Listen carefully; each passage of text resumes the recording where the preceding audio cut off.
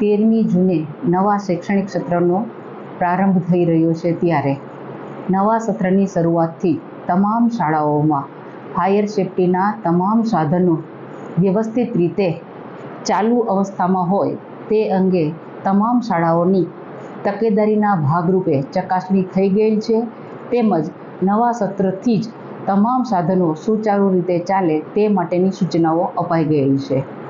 જે શાળામાં જર્જરિત મકાન છે તેની વૈકલ્પિક વ્યવસ્થાઓ કરવા અંગેની સૂચનાઓ પણ દરેક સંચાલક મંડળ, તમામ ટીપીઓશ્રી અને બીઆરસી મિત્રોને પણ અપાઈ ગયેલી છે. પ્રી મોન્સૂનની કામગીરીના ભાગરૂપે પણ તમામ શાળાને પરિપત્ર કરી અને જાણ કરી દેવામાં આવેલ છે. નવા સત્રની શરૂઆતથી જ શાળા પરિવહનના સાધનોમાં રાખવાની તકેદારીના ભાગરૂપે જે કંઈ સાવચેતીના પગલાં લેવાના છે તે માટે પણ તમામ શાળા સંચાલક મંડળોને જાણ કરી દેવામાં આવેલી છે. આમ ફરી નવા સત્રની શરૂઆતથી તમામ સીઆરસી, બીઆરસી મિત્રો તેમજ ચેકિંગના ભાગરૂપે કેળવણી નિરીક્ષક તેમજ તાલુકા પ્રાથમિક શિક્ષણ અધિકારી મારફત તપાસ કરવામાં આવશે અને જ્યાં પણ ભૂલ કે ચૂક જણાશે તો નિયમ અનુસારની કાર્યવાહી કરવામાં આવશે.